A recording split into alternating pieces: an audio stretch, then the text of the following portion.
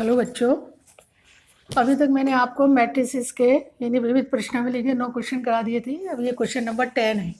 Question 10 क्या है, मैं किताब से पढ़ देती हूँ। एक निर्माता है, 3 प्रकार की वस्तुओं का उत्पादन करता है, वो XYZ, और वह इनको 2 बाजारों में बांटता है। एक बाजार ये है फर्स्ट, एक बाजार ये है सेकंड, और इनका विक्रय करता है यानी बेचता है इनको 2 मार्केटों में। तो पहले मार्केट में तो उसका जो उत्पादन एक्स है वो 10,000 है, बाई का 2,000 है, इसका 18,000 है, इसका 6,000, 20,000 और 8,000। तो ये इसका XYZ ये उत्पादन है। 3 तरह का उत्पादन करता है, एक निर्माता, एक प्रोड्यूसर है जो उत्पादन करता है। अब वो जो इनको बेचता है मार्केट में, दोनों मार्केटों में एक ही रेट पर बेचता है। वो प्रत्येक 2 रुपये 50 पैसे प्रत्येक यूनिट, ये एक्स का उत्पादन के एक्स का जो उत्पादन है उसके हिसाब से बेचता है। इसमें 1 रुपये 50 पैसे के हिसाब से प्रत्येक यूनिट का रेट है ये, इसमें 1 रुपये के हिसाब से, दोनों में यही रेट है। तो अगर 10,000 यूनिट है उसके पास और एक यूनिट का रेट 2 रुपये 50 पैसे है, तो आप मल्टीप्लाई कर दीजिए और फिर इसकी इसमें करके जोड़ दीजिए, फिर इसकी इसमें करके जोड़ दीजिए, तीनों को जोड़ दीजिए, तो टोटल उसका क्या आ जाएगा, उसका फर्स्ट मार्केट का उसका वो आ जाएगा विक्रय मूल्य। लेकिन वो कह रहा है कि इसको आप आव्यूह मेथड से निकालिए। किससे निकालिए? आव्यूह मेथड से उसकी दोनों मार्केट की इनकम हमें बतानी है कि फर्स्ट मार्केट में कुल कितनी उसका विक्रय हुआ, दूसरे मार्केट में उसका कुल कितना विक्रय हुआ, और वो मैट्रिक्स मेथड से कह रहा है। तो देखिए हम मैट्रिक्स मेथड से कैसे निकालेंगे। सबसे पहले हम क्या करेंगे, ये जो दिया हुआ है इसको तो हम मैट्रिक्स मेथड में इसी तरह लिख लेते हैं, 10,000, 2,000, 18,000 और 6,000, 20,000, 8,000। इसको तो हम ऐसी मैट्रिक्स मेथड में लिख देते हैं। तो ये कितने कितने की हो गई, 2 रो है इसकी, 3 कॉलम है, यानी 2/3 की हो गई। अब जो हमारे पास विक्रय मूल्य यानी सेलिंग प्राइस के जो रेट दे रखे हैं उसको हम क्या करेंगे, 2 रुपये 50 पैसे, 1 रुपये 50 पैसे और 1 रुपये, इसको हम 3/1 में लेंगे। क्योंकि अगर हम 1/3 में लेंगे, इसको भी इसी तरह रख देंगे तो हम मल्टीप्लाई नहीं कर सकते, क्योंकि एक 3 हो जाएगा, एक 1 हो जाएगा। अगर इसको उल्टा ले लें तो इसलिए हमको इस तरह लेना पड़ेगा कि अगर ये 2/3 की है तो ये हमें 3/1 की लेनी पड़ेगी, जिससे कि ये कॉमन हो जाए और 2/1 की हमें मैट्रिक्स मिल जाए। तो हम सबसे पहले क्या करते हैं, ये फर्स्ट मार्केट का है, ये सेकंड मार्केट का है, और ये उसकी सेलिंग प्राइस है प्रति यूनिट, ये उसकी सेलिंग प्राइस है। तो हम क्या करते हैं, वही फर्स्ट रो फर्स्ट कॉलम, एक ही कॉलम है इसमें, तो ये हो जाएगा 10,000 गुणा 2 रुपये 50 पैसे प्लस 2,000 गुणा 1 रुपये 50 पैसे प्लस 18,000 गुणा 1 रुपये। इसी तरह सेकंड रो की करेंगे हम, 6,000 गुणा 2 रुपये 50 पैसे प्लस 20,000 गुणा 1 रुपये 50 पैसे प्लस 8,000 गुणा 1 रुपये। ये हमारी आ गई है फर्स्ट मार्केट की सेलिंग प्राइस है, ये सेकंड मार्केट की सेलिंग प्राइस है।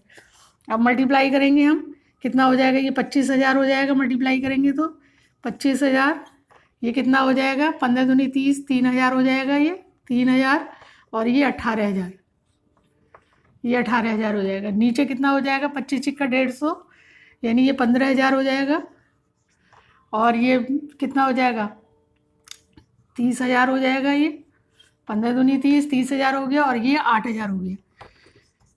जोड़ते चले जाएंगे, प्लस 8,000, ये आ गया। अब सबको जोड़ देंगे हम, कितना हो जाएगा, ये 25,000 और 3,000, 28,000, 28 और 18, 28 और 18 कितना हो जाएगा, 46,000, यानी ये तो हो गई हमारी 46,000। और ये कितना हो जाएगा, 15, 30, 45,000, 45 और 8 कितनी हो जाएगी, 53,000। ये उसकी फर्स्ट मार्केट की सेलिंग है और ये सेकंड मार्केट की सेलिंग है।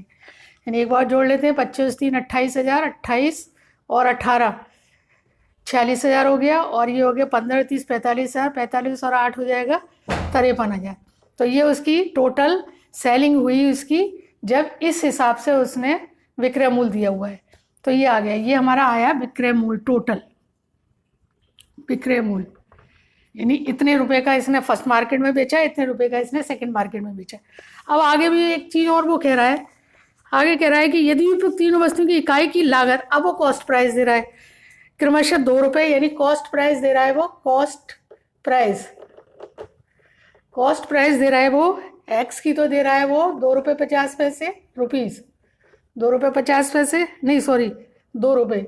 एक्स की दे रहा है वो 2 रुपये, बाई की दे रहा है वो, बाई की दे रहा है रुपीज़ 1 रुपया, और जेड की दे रहा है वो 50 पैसे, 0.50 रुपीज़ 0.50। ये कॉस्ट प्राइस दे रहा है। तो वो आगे कह रहा है कि उसका कुल लाभ ज्ञात कीजिए। तो हम कॉस्ट प्राइस टोटल निकालने हैं उसकी, और सेलिंग प्राइस में से कॉस्ट प्राइस घटा देंगे तो उसका प्रॉफिट आ जाएगा कितना उससे प्राप्त किया। तो हम इसमें क्या करेंगे, इसको तो ऐसे ही रखेंगे, ये जो हमें दिया हुआ है 10,000,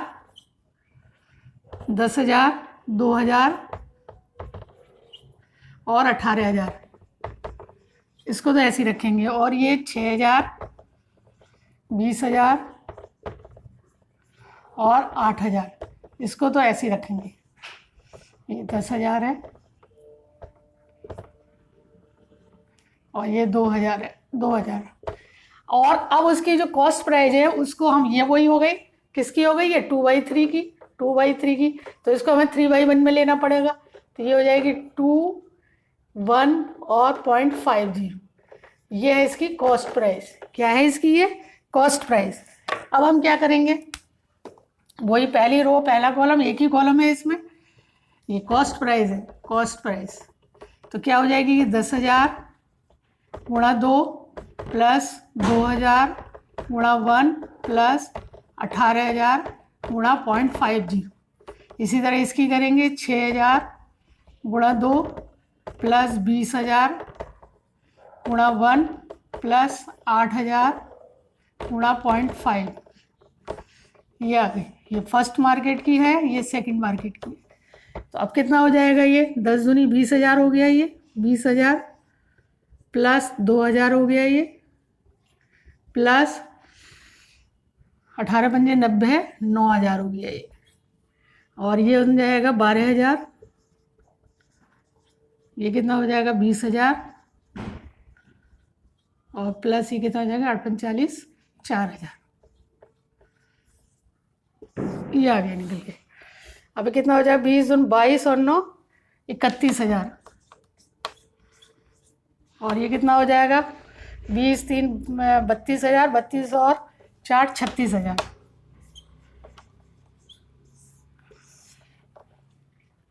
ये आ गई हमारी कॉस्ट प्राइस निकल गई।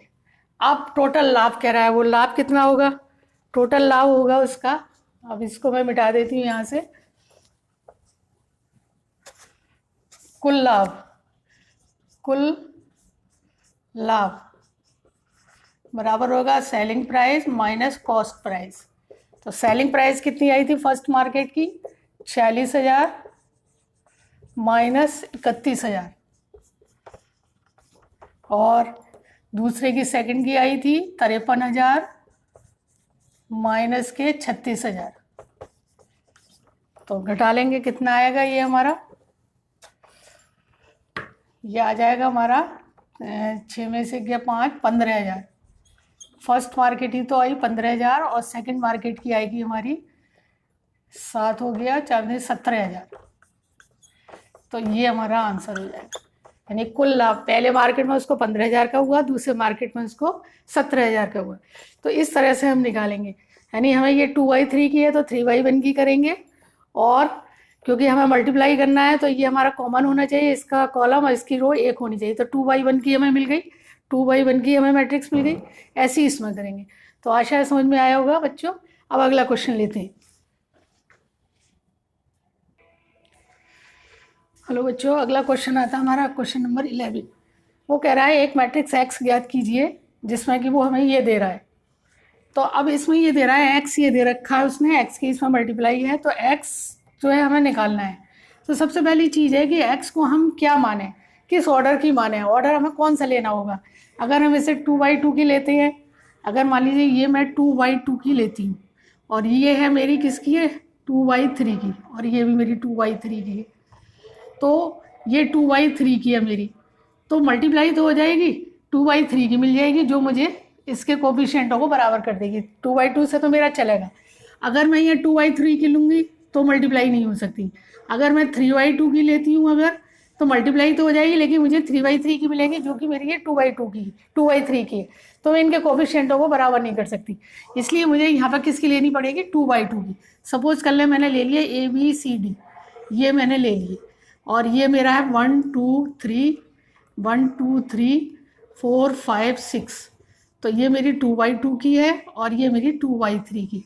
तो मल्टीप्लाई आसानी से कर सकती हूँ, इसको मैं ऐसे रखूँगी, -7 -8 और -9, और ये है 2 4 6, ये हो गई। अब इसकी मल्टीप्लाई करूँगी, पहली रो पहला कॉलम, तो क्या हो जाएगा ये A + 4B। पहली रो सेकंड कॉलम, तो 2A + 5B। पहली रो तीसरा column 3A + 6B, 3A + 6B। इसकी इसमें करूँगी तो C + 4D हो जाएगा। इसकी इसमें करूँगी तो 2C + 5D हो जाएगा। इसकी इसमें करूँगी तो 3C + 6D हो जाएगा। ये आ गया, और इसको मैं ऐसी रखूँगी, -7 -8 -9 और 2 4 6। अब देखिए, ये भी मेरी 2/3 की हो गई और ये भी मेरी 2/3 की है। तो हम क्या करेंगे अब,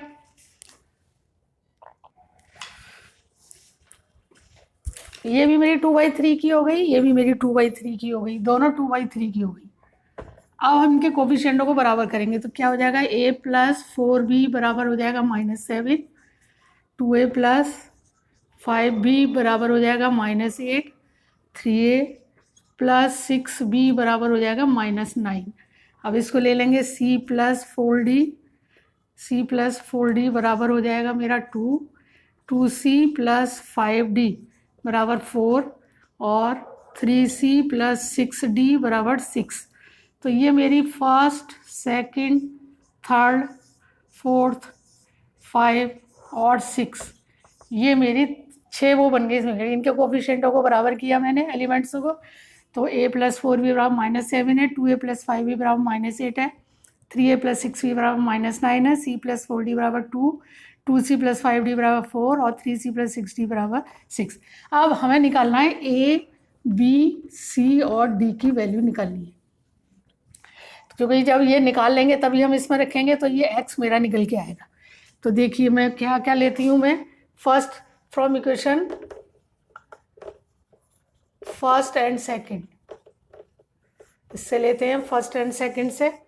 तो देखिए A + 4B, अगर मैं इसमें 2 की मल्टीप्लाई कर दूँ, क्या करूँ मैं इसमें 2 की मल्टीप्लाई कर दूँ, तो कितना हो जाएगा, ये 2A +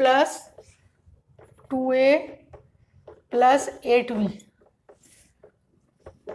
2A + 8B, 2A + 8B बराबर -14 हो जाएगा। और इसको मैं ऐसी रखती हूँ, 2A + 5B बराबर -8। घटाने पर ये माइनस माइनस प्लस हो जाएगा, तो ये कैंसिल हो जाएगा। 4B बराबर कितना आ जाएगा, 14 में से 8 गए 6, माइनस के 6 आ जाएगा, नहीं ये कितना आएगा, माइनस का 14 हो गया, और ये हो जाएगा 2A + 5B बराबर -8। तो ये कितना हो जाएगा, 2A + 8B, ये A + 4B बराबर -7 है, और ये है 2A + 5B बराबर -8। तो 2A + 5B बराबर -8 हो गया ये, तो ये कैंसिल हो गया। ये हमारे से यहाँ से 3B बराबर हो जाएगा -6, और B बराबर हो जाएगा -2। तो ये तो B की वैल्यू आ गई। अब B की वैल्यू इसी में रख देती हूँ मैं, A + 4B बराबर -7। तो A + 4 × -2 बराबर -7। तो A -8 बराबर हो जाएगा -7, और A बराबर हो जाएगा -7 + 8, और A बराबर हो जाएगा 1। A बराबर तो 1 आ गया, और B बराबर यहाँ मैं लिख लेती हूँ, A बराबर 1 और B बराबर आया -2, ये आ गया। अब हमें क्या करना है, अब हमें C और D की वैल्यू निकालनी है। तो इन दोनों को ले लेती हूँ मैं, C और D को। तो यहाँ से मैं थोड़ा सा ये मिटा देती हूँ ऊपर का,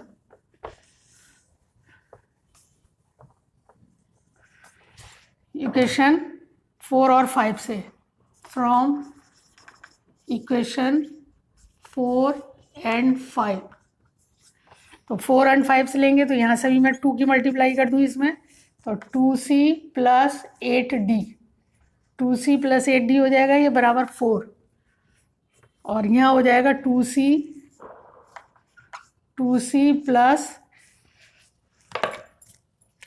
ये हो जाएगा 2c प्लस 5d बराबर हो जाएगा 4।